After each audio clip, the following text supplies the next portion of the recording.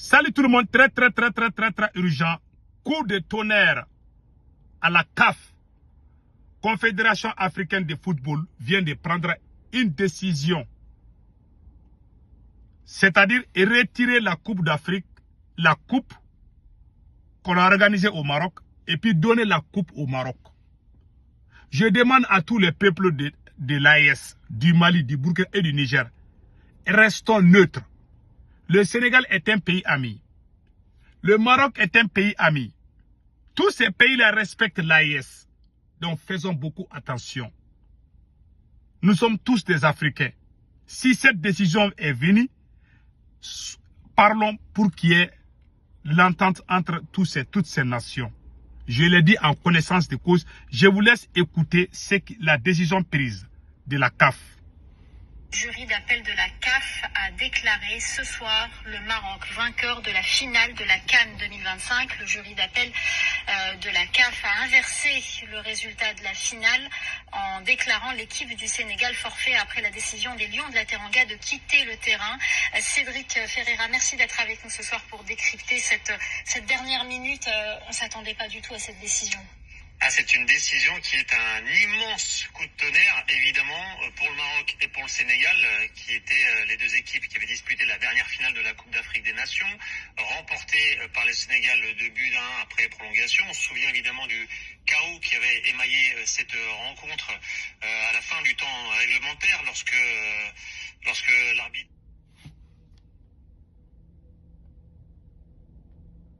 avait pris une décision en faveur du Maroc, c'est-à-dire siffler un penalty en faveur des Marocains qui avaient rendu fou de colère les Sénégalais.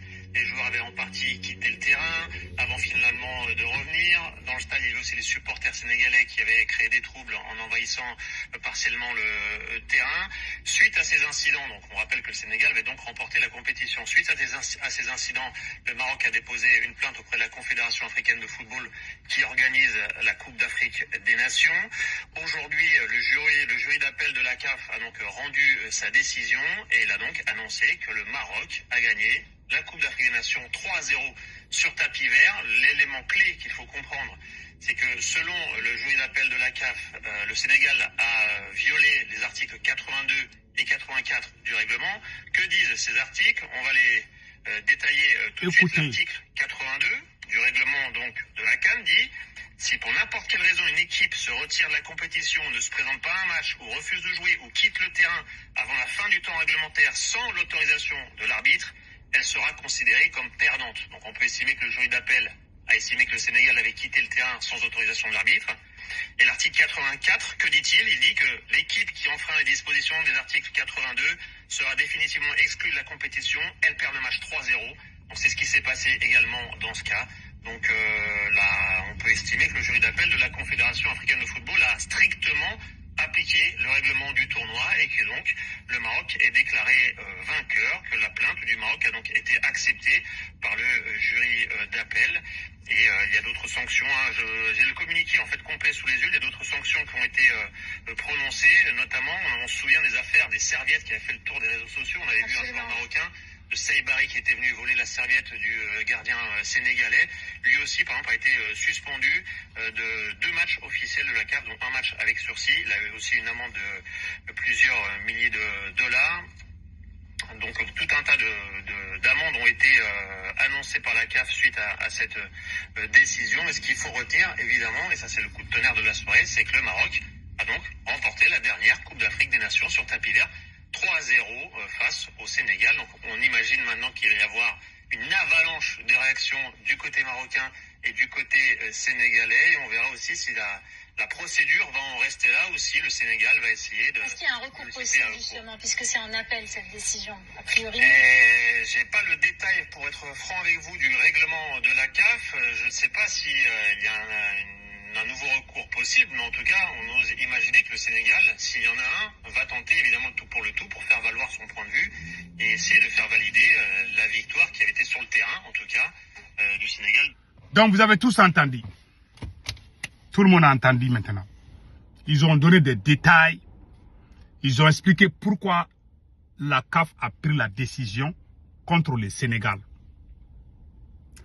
Ne nous emportons pas par l'émotion. je vois qu'il y a des gens qui sont émotionnels dans cette affaire. Les Sénégalais, les Marocains, ce sont les frères, les sœurs. C'est le même sang. Nous sommes tous des Africains. Acceptons la décision de la CAF. Ne venons pas sur les réseaux sociaux, parlons des peaux noires aux peaux blanches. Cette affaire, il n'y a pas question des peaux noires aux peaux blanches. Dans la CAF, là, il y a beaucoup de gens qui sont noirs là-bas. Ce n'est pas les blancs qui sont à la CAF. La décision qui a été prise à la CAF, là, le président de la CAF, ce n'est pas un Marocain. Ce n'est pas un Sénégalais, si je ne me trompe pas. Bon, je ne sais pas qui est le président actuellement. Donc maintenant, je sais que c'est un noir qui est là-bas. Donc, la décision qui est prise, acceptons cette décision. Et je conseille à mes frères et sœurs de l'AES, pardon, il ne faut pas venir sur les réseaux sociaux, dire que nous sommes noirs, les Sénégalais sont noirs, on va faire... Ça, c'est pas bon, moi, je ne suis pas dans ces jeux-là. Pourquoi moi, j'aime beaucoup comment on appelle là, les Marocains. Si vous regardez tous ces pays maghrébins là, le Maroc est un pays hospitalier. C'est des gens qui sont accueillants. Hein. C'est le pays maghrébin le plus accueillant de toute l'Afrique. C'est le pays arabe le plus accueillant qui accueille. Puis le Maroc nous a soutenus. Jusqu'à présent, le Maroc est en train de soutenir l'AES. Le Maroc n'a jamais créé de problème entre les pays de l'AES. Le Maroc est resté entre nous. Dans la vie là, si quelqu'un ne t'a pas cogner, il ne faut pas cogner la personne.